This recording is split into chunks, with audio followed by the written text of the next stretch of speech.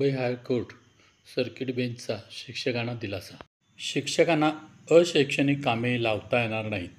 अशैक्षणिक कामातून सुटका होण्याचा महाराष्ट्राचा दिशादर्शक असणारा न्याय आम्हाला मिळेल व मुलांच्या अध्यापनासाठी शिक्षकांना अधिक वेळ मिळेल असा विश्वास वाटतो, असे मत खाजगी प्राथमिक शिक्षक सेवक समितीचे राज्याध्यक्ष भरत रसाळ सर व आयफेटोचे राष्ट्रीय महासचिव सुधाकर सावंत यांनी व्यक्त केले. यावेळी समितीचे राज्य उपाध्यक्ष उमेश देसाई, खाजगी प्राथमिक शिक्षक महासंघाचे राज्य सचिव राजेंद्र कोरे, शिक्षक सेनेचे संतोष आयरे, शिक्षक संघटना वतीनं मी हार्दिक असं स्वागत करतो. कोल्हापूर महानगरपालिकेच्या आयुक्तांनी गणेश चतुर्थीच्या घरगुती विसर्जन आणि सार्वजनिक विसर्जनासंबंधीच्या महापालिका अंतर्गत खाजगी शाळा आणि मराठी शाळांच्यामध्ये जवळजवळ 450 शिक्षकांना ऑर्डरी काढलेल्या होत्या. गेल्या वर्षी सुद्धा ऑर्डरी काढल्यानंतर एक सामाजिक भान म्हणून आपण ते काम स्वीकारलेलं होतं. त्यावेळी अतिरिक्त आयुक्त रोकडे साहेबांनी पुन्हा तुम्हाला हे काम लावणार नाही अशा प्रकारचं आश्वासन त्यावेळी दिलेलं होतं. आणि तरीसुद्धा आपण सावधगिरी म्हणून आमच्या शिक्षक संघटना कृती समितीच्या वतीनं 20 तारखेला ऑगस्टला आणि नंतर अशा 2 पत्रं त्यांना दिली होती आणि कामगिरी तुम्ही काढू नये, हे अशैक्षणिक काम आहे. त्याच्या संदर्भामध्ये 23 ऑगस्ट 2024चा GR सुद्धा जोडलेला होता. शिक्षण संचालक महावीर मानेंचे आदेश अशैक्षणिक कामासंबंधी जोडलेले होते. असं असताना सुद्धा महापालिका प्रशासनानं आडमुठेपणानं धोरण घेऊन शिक्षक संघटनेला भेटून सुद्धा विनंती केलेली होती, पण न ऐकता शिक्षकांना ऑर्डरी काढल्या.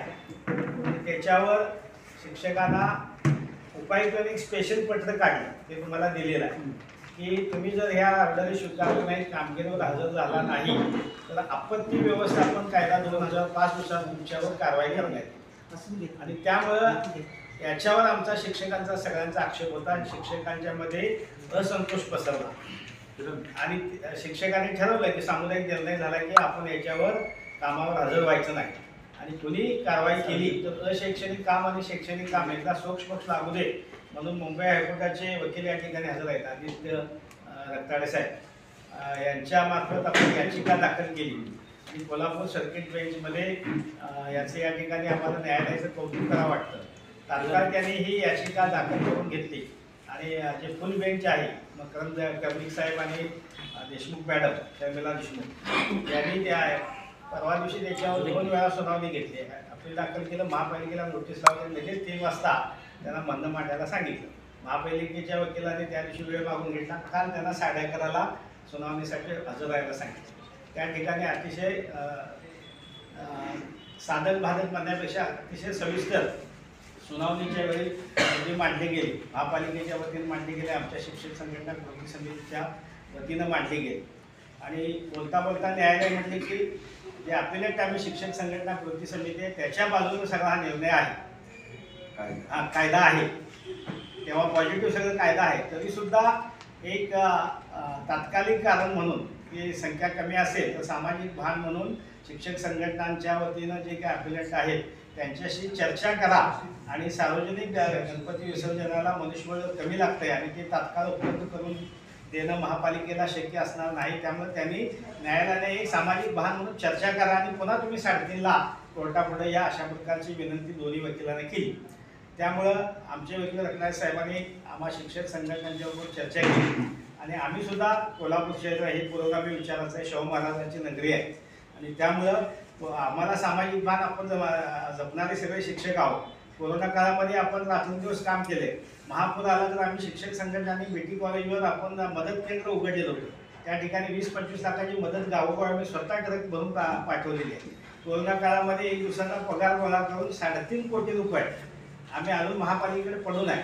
त्याच्यातून बाबा आयसोलेशनच्या जागेमध्ये एक डायग्नोस्टिक सेंटर म्हणजे चिकित्सा करणारं एक हॉस्पिटल तिथं व्हावं आणि सगळ्या तिथं गरीब लोकांना शिक्षकांना सुद्धा मोफत किमान जी काही टेस्ट कराव्या लागतात त्या मोफत व्हाव्यात अशासाठीचं नियोजन आम्ही करणारे हे कोर्टापुढे मांडले गेलं, सामाजिक बांधकाम आहे.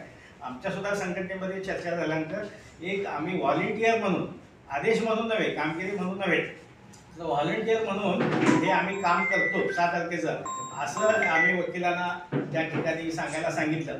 पण जे काही वैयक्तिक घरगुती गणपती विसर्जनासाठी जे काही शिक्षक भगिनी उपस्थित नव्हत्या त्यांच्यावर कोणतीही कारवाई केली जाऊ नये आणि मूळ जो आमची याचिका आहे अशैक्षणिक आणि शैक्षणिक कामं या संदर्भामध्ये आपण डिटेल न्यायालयानं निर्णय द्यावा अशा प्रकारची विनंती रत्नाडे साहेबांनी केली. न्यायालयानं ती मान्य केली आणि ह्या ठिकाणी मला न्यायालयाचं अभिनंदन करायचं की त्यांनी या आपल्याला जो निकाल दिलेला आहे त्यामध्ये म्हटलेलं आहे की सार्वजनिक गणपती विसर्जनाच्या वेळी शिक्षक आणि व्हॉलेंटियर म्हणून काम करण्यास मान्यता दिली, याचं आम्ही जाहीर कौतुक करतो. म्हणजे समाजभान जपणारा शिक्षक आहे असा सुद्धा त्यामध्ये उल्लेख आहे आणि त्याचा आम्हाला मोठभर मांस आमच्या अंगावर चढलेला आहे. कारण शिक्षक हा राष्ट्राच्या भविष्याचं रक्षण करताय आणि ही जबाबदारी आपण पार पडत असतो. त्यामुळे आम्ही जो निर्णय घेतला आणि न्यायालयानं तो नोंदवला आणि निकालामध्ये त्याची नोंद केली, तो मी सांगितलं नाही. आणि त्यामुळे शिक्षकी पेशाविषयी आम्हाला अभिमान आहे, तो जास्त वृद्धिंगत झाला, त्याबद्दल मी न्यायालयाचा धन्यवाद देतो. त्यांनी दुसरा मुद्दा या ठिकाणी मांडलेला आहे की जे शिक्षक कामगिरीवर हजर नाहीत त्यांच्यावर कोणतीही कारवाई करू नये. आणि तिसरा मुद्दा त्यांनी सांगितलेला आहे की सार्वजनिक ऐच्छिक ठिकाणी व्हॉलेंटियर तुम्ही काम करा आणि गणित उत्सव सुरळीत पार पाडा, यासाठी आपण मदत करण्याचं आश्वासन दिलं. चौथा मुद्दा त्यांनी मांडलेला आहे की 23 तारखेपर्यंत महापालिकेला आपलं म्हणणं द्यायला सांगितलेलं आहे, लेखी म्हणणं, आणि त्याच्यावर चांगल्या पद्धतीचा निर्णय 23 तारखेलाच आपण अंतिम निर्णय देऊ अशा प्रकारचं सुतोवाच सुद्धा त्या ठिकाणी केलेलं आहे. आणि आम्हाला निश्चित विश्वास आहे की आपण कायद्याचे रक्षक आहोत, संविधानाच्या घटनेचं पालन करणारे आम्ही शिक्षक आहोत. आणि शिक्षकांना असं कधी वाटत नाही की आपला समाज बिघडला पाहिजे, आपले विद्यार्थी बिघडू नाहीत असं कधी वाटत नाही. त्यामुळे या निर्णय आपल्या बाजूने लागेल. आणि आम्ही कोल्हापूरला तुम्हाला सगळ्यांना माहिती आहे की महाराष्ट्रामध्ये सर्वात प्रथम आपण 25-30 हजार शिक्षकांचा मोर्चा गेल्या वर्षी बट्टी पाटील साहेब आमदार असल्यावर यांच्या नेतृत्वाखाली केवळ आम्हाला शिकवू द्या या एका मागणीसाठी काढलेलं होतं. शिक्षण मंत्री दादा भुसेंच्या जवळ आम्ही जेव्हा पहिली मिटिंग झाली ते सुद्धा टाहो म्हणून सांगितलेलं होतं की आम्हाला शिकवायला वेळ द्या. त्यामुळं 23 ऑगस्ट 2024चा जे झाला आणि समित्या ज्या जास्त होत्या त्याचा सुद्धा एक अभ्यासगट निर्माण केला आणि समित्या सुद्धा कमी केल्या. म्हणजे लेखी व्यवस्थापन समिती असेल, शालेय पोषणाहार समिती असेल, माता पालक संघ असेल, शिक्षक पालक संघ असेल, या कमी करून कमीत कमी आम्हाला काम कराने शिकवायचा आनंद विद्यार्थ्यांच्या समेत घालवायला द्या अशा प्रकारची आमची मागणी होती. त्याचा सुद्धा शासनाने विचार करून आदेश काढलेले आहेत. या निर्णयाचं आम्ही या ठिकाणी स्वागत करतो सगळ्या शिक्षकांच्या वतीनं. आणि 23 आम्ही या ठिकाणी जेवढी गरज असेल आता सार्वजनिक गणपती विसर्जनाच्या वेळी राणी खाणीवर असेल, पंचगंगा नदी किनारे असेल, त्या ठिकाणी आम्ही निश्चित उत्स्फूर्तपणे हे यशस्वी करण्यासाठी प्रयत्न करू अशा प्रकारची ग्वाही आमच्या सर्व शिक्षक संघटना आणि बांधवाच्या वतीने देतो.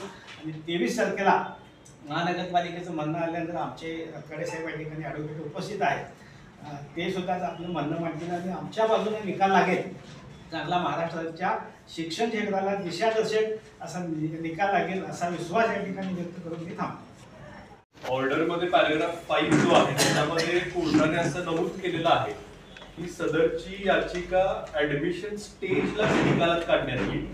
म्हणजे जी 23 तारीख आहे 23 तारखेच्या आधी जर महानगरपालिकेचा रिप्लाय अफिडेव्हिट जर या कामात दाखल झालं तर 23 तारखेलाच याचा निर्णय देण्यात येईल असं कोर्टाकडून स्पेसिफाय केलेलं आहे त्या ऑर्डरमध्येच. त्याच्यामुळे आम्हा सर्वांना विश्वास आहे की 23 सप्टेंबरला हा जो पूर्ण वाद आहे शैक्षणिक आणि अशैक्षणिक कामं तो पूर्ण वाद त्या दिवशी कोर्टाकडून निकालात काढला जाईल.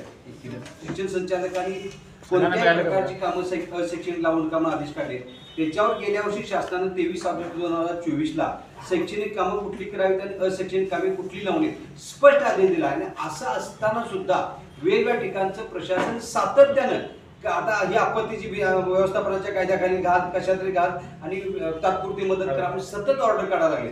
त्या ऑर्डरला सर कंटाळून आम्ही ही केस दाखल केली आहे. मुळात कसं आहे, हा गणपती विसर्जनाचा एक मुद्दा भाग नाही आहे, तर सतत वर्षभर सातत्यानं वेगवेगळी कामं लावली जातात जी आमच्या अध्यापनाशी संबंधित नाही, जी आमच्या प्राथमिक शिक्षणाशी संबंधित नाही, अशी सगळी कामं लावली आणि ती कामं सगळ्यांनी त्याच्यामध्ये नोट केली आहे. आणि ते या सगळ्या ऍक्टनुसार आणि शासनाने काढलेल्या वेगवेगळ्या आदेशानुसार ती अशैक्षणिक आहे असं स्पष्ट सगळं दिसतंय. त्यामुळे आम्हाला विश्वास आहे की ते